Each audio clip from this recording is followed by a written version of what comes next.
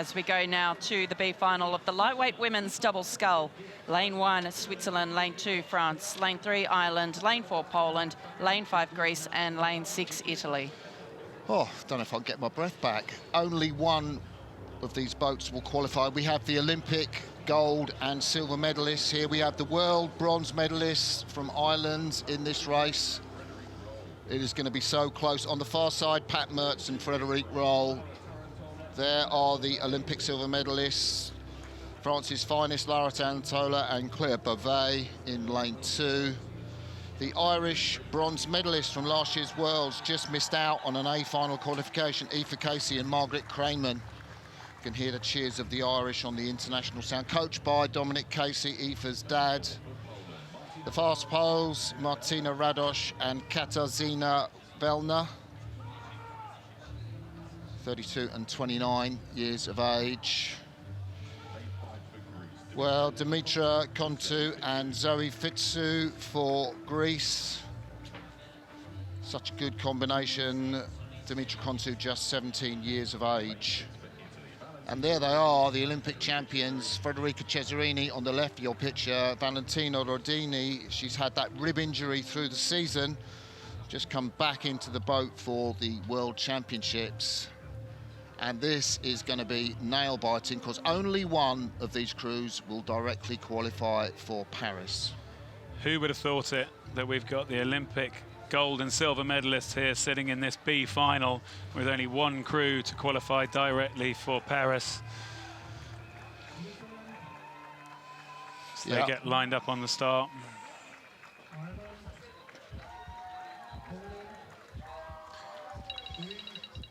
You can also look, the way this is shaping up, it's really the Irish and the Polish who are the favoured crews in those centre lanes. As all the crews get pretty smoothly away. I don't know about you guys, but these races make me feel sick. I think I'm immediately transported back to well, over a decade ago in my case, but we're away here with the Irish, Casey and Craman. Margaret Craman in the stroke seat of the Irish crew. She was forced into rowing by her dad. She was scared to get out of the car when she went down to the Skibbereen Club, but she gave it a go, and she's here in the stroke seat of this Irish boat. Out in front, I think Tarantola and Beauvais. They went out fast, didn't they, in the semi-final? But well, they've all made a pretty strong start. If anything, it's the Greeks just over here who are out, but also the French are there. The Olympic champions we're seeing here. The Italians, but I mean, nothing to call really across the field. If anything, it's only the Swiss at the top of the screen who are getting slightly off the pace. But where they're sculling well, aren't they, that Greek crew? Yeah, what do you like about it? I like the fact that they're doing nothing to disturb the boat. They're leaving their arms really long and straight, getting connected, and then just moving the boat past and doing nothing to slow the boat down. Yeah, the 17-year-old Dimitra Kontu took gold in the under-23s in this event. She's teamed up now with Evangelina Anastasiadou and really driving this boat, with Zoe Fitsu, sorry, and really driving this boat through the water. Yeah, Zoe Fitsu in that stroke seat. She looks really nice and connected, and she looks loose and relaxed, but I can tell you they won't be loose and relaxed. There's absolute application of power, and it's only half a length across the entire field. Tension, eh? It's just hard to believe that what we're watching here is a B final.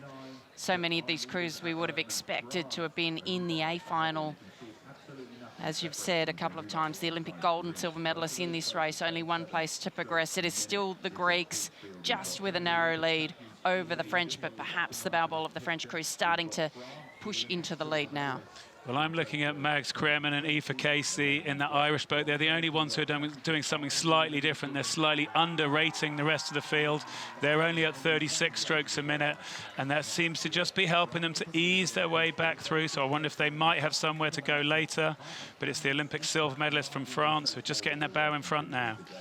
Just wonder whether the Italians are dropping off the field, the Olympic champions. Difficult for them with just creating that boat with Rodini coming back in, but they have been getting better through the regatta. Well, the Italians have been getting back better through the regatta, but they've only just got the combination back together. So I think, you know, the chance of them being able to really make it click today is less likely. How much pressure is there on the French? You know, it's their Olympics in Paris, their Olympic silver medalist. Massive for them. Well, to be fair, pressure, it's all to gain in this one because you've got to win. In the previous race where you've got to not come last, I think the pressure's more on you. There's everything to gain. Big prize here for 7th place.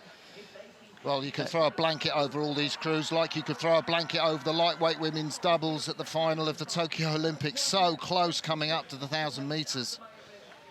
Confirmation as they come through the 1,000 metres. It looks like the French will hit the line first, followed by Ireland, Poland, Greece, Italy and Switzerland in 6th, but so close here, less than 2.5 seconds across the entire field. And in fact, it is like the last couple of races we've seen starting to compress in this 3rd quarter of the race. Yeah, I've seen the Irish have a really strong finish. They fought to take that bronze medal last year. There she is, Margaret Craman in the stroke seat. Well, Ireland have brought their rate up now. They were underrating the rest of the field, and now they look like they've started again. They've come into this second 1,000. They've stepped it on. They're using rate to try and get up to go with that French double, and it's those two who are now just at the front of the field. It's still the French by a small amount, but let's see how this carries on in this big, big third 500. Aoife Casey's mum's here in the stands. She hasn't been in the best of health recently, but great to see her out here as the French poster women just drop off the pace and Ireland put their bows in front. Is it too early for the Irish to hit the front? No, it's not too early, Martin. It's the 1,300 metre mark, and we know that everyone, once you hit that 1,500 metre mark, is really going to start to turn for home. So I think if the Irish can start to really be brave in this 3rd quarter, they should reap the benefits. Well, the Irish have been brave from the 1,000 metre mark, taking it on with this French double. We haven't really mentioned the Polish either. I feel like the Polish have come through with the Irish and are looking like they could be the challengers as well come this last 500. Lara Tarantola and Claire Beauvais really pressing. I've seen both of them have fantastic finishes when they rode in single sculls. They're the Poles. It's those 3 doubles. The other 3 don't have a chance of taking this final. Beauvais and Tarantola, the Olympic silver medalists, have pushed through the Irish. Poland, what have they got? Well, they're exchanging blows, these 2 leading boats. We were saying that the French had taken the Irish, but the Irish are coming back. They can see that Poland is sitting off their hip. I don't know that the Poles have a response here. I think it's going to be these 2 boats all the way down to the line. Bow ball for bow ball, France and Ireland. It looks to me like each time they hit the marks, the Irish go again. So on 1,000, the Irish went. On 1,500, the Irish have gone again. So the French came back at them. The Irish are up again now and have just got that bow ball in front. The Polish are still hanging in there. Oh, and the French have caught a massive crab. Oh, no. The French just had a big issue. So here we go. The Irish have now been given a big, big opportunity. And it's like the Dutch in the final of the Olympics. They caught the crab and missed out when they were leading in gold medal position. Ireland are the shouts from the crowd as Casey and Kremen are in pole position. What are Poland doing, though? Ireland up at 40 strokes per minute. The Poles are challenging now. Both of these crews would have been buoyed by what had just happened to the French. Absolute devastation for them, but they'll be out of it. Now it's between Ireland and Poland for that final qualifying position. And I can tell you from my monitor, it's a 3-metre gap that the Irish have over this Polish crew. Here we go, coming down to the line. There's still room to sprint. The Irish are up at 42. The Polish are at 40. Will the Polish be able to go somewhere? Will the Irish be able to hold it together? Here we go, coming down to the line. The prize is qualification direct for Paris, and Ireland are going to take it. They have half a boat length's lead over the Poles. A famous victory in the B final for Aoife Casey and Margaret Craman. They won bronze last year, but they're in the Paris Olympics. Tremendous result. The Poles miss out. Heartache for the French as they paddle across the line. I think it was the Italians maybe who got 3rd place, and Greece and France and Switzerland at the back of the field. There was only 1 qualification slot. Huge race there from the Irish. They were really well placed through the middle of the race, and they took their opportunities in the second half when they needed to. That pressure and what happened to the French, that was absolutely as a result of that sustained pressure from the Irish and from the Poles who were fast finishing. But the Irish did incredibly well to defend that position and take the qualifying place.